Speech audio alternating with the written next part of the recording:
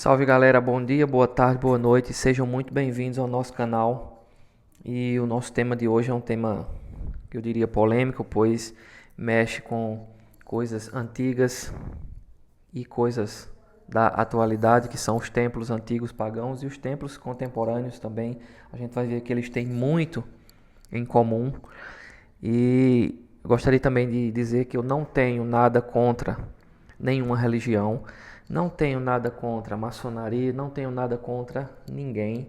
Esse é apenas um vídeo para analisar a linguagem dos símbolos, mostrar a verdade oculta por trás de toda essa simbologia e o que o pessoal que administra essas instituições tentam passar para a população.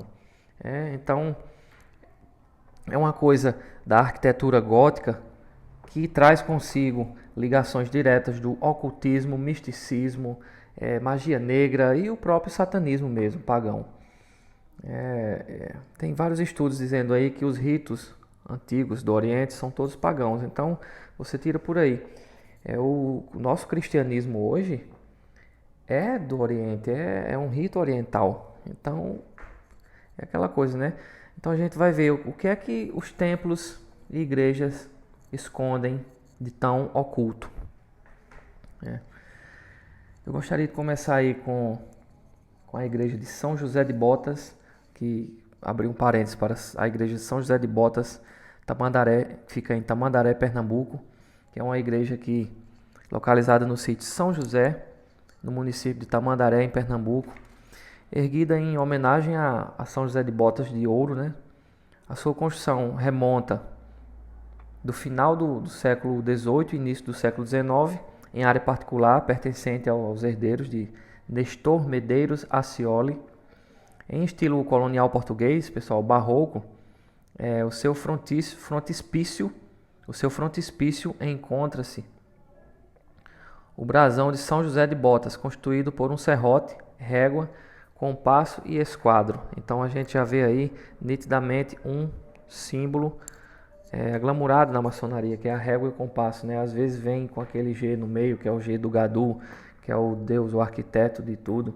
Mas voltando para o nosso tema aqui de templos, essa igreja, nos fundos dela, funcionou antigamente um cemitério até 1930.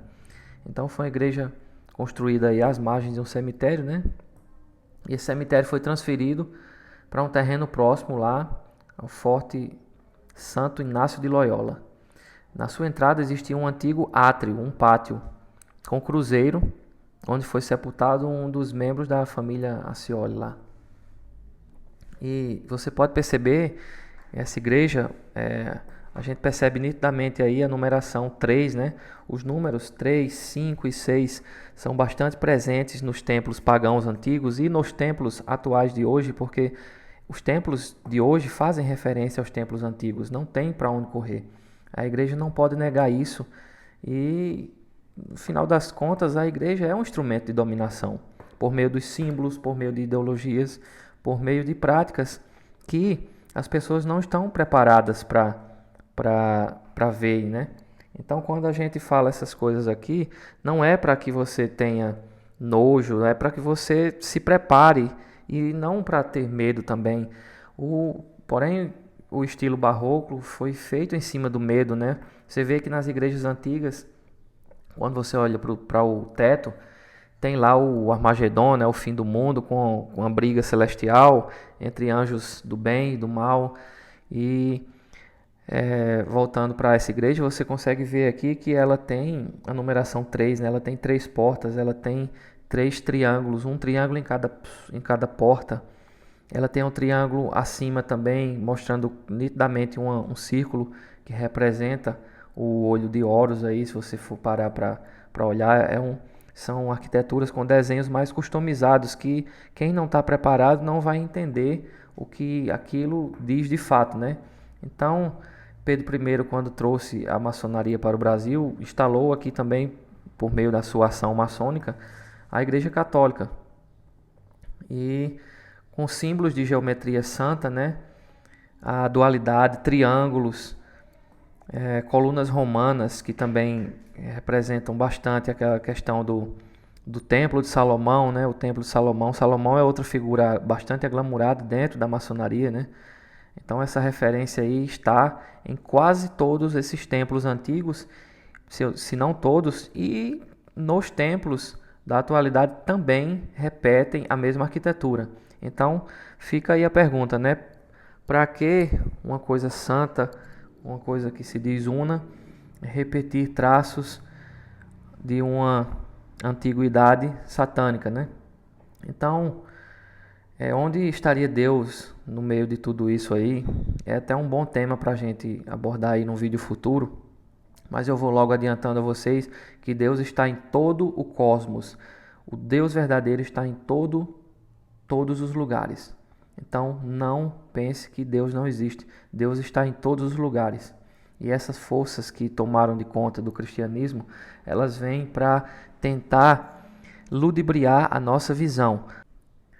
Mas não sejam ingênuos, meus irmãos, porque é para isso que a gente está aqui, para estudar e para abrir a nossa visão.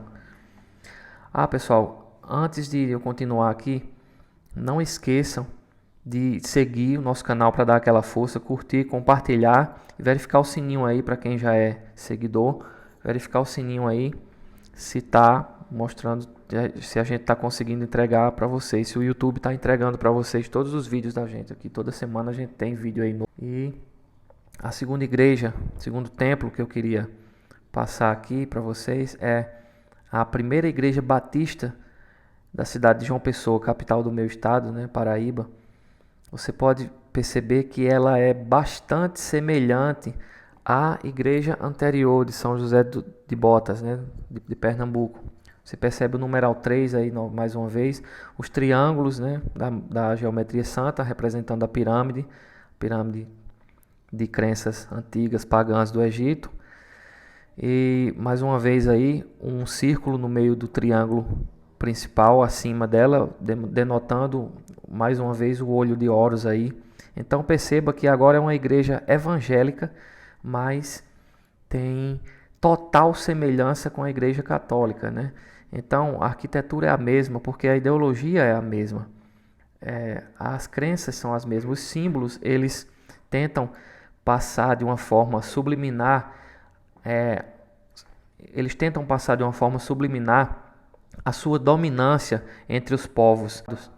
Então, mais futuramente a gente vai fazer um estudo mais aprofundado dos símbolos pagãos antigos e até a forma como os magos utilizavam eles nos tempos antigos para fazer feitiçarias, não com o intuito de fazer feitiçaria, não, mas com o intuito de estudo, porque quem vê não consegue desver mais. Então, é sobre isso que a gente vai falar aqui. Você precisa ter essa sabedoria, porque aonde você chegar, que você se deparar com um símbolo desse, você vai saber onde está entrando e qual é o verdadeiro sentido daquilo ali, se vai afetar ou não a sua vida, de forma boa ou de forma ruim. Outra figura que eu tenho aqui para mostrar agora para vocês é um portal. E o que é um portal? Um portal é uma porta para uma dimensão, né? Quando você passa por ela, é uma dimensão. Você vai passar ali para outra dimensão, ou seja, para outro lugar que não seja o seu. E da forma contrária também, pessoal, um portal significa uma porta de saída de demônios. Então a gente tem o Arco do Triunfo na França e em várias outras localidades do mundo o mesmo monumento se repete. Então, com um buraco, ou seja, sua porta redonda, bem parecida com as igrejas que a gente acabou de ver. E na verdade com o mesmo significado, né? O significado de portal, ou seja, de entrada para aqueles que não sabem e de saída para aqueles que sabem demais, que são os demônios, né? Na nossa dimensão. Então, a partir de hoje vocês vão saber do que se trata quando se depararem com uma figura dessas. Eu vou deixar aqui mais exemplos de templos pagãos e uma história que eu gostaria que vocês prestassem bastante atenção sobre um dos templos que deu origem a todos esses outros hoje, mas que a história é bem interessante você saber do que se trata. Então preste bastante atenção, nessas próximas sessões deste vídeo aqui agora.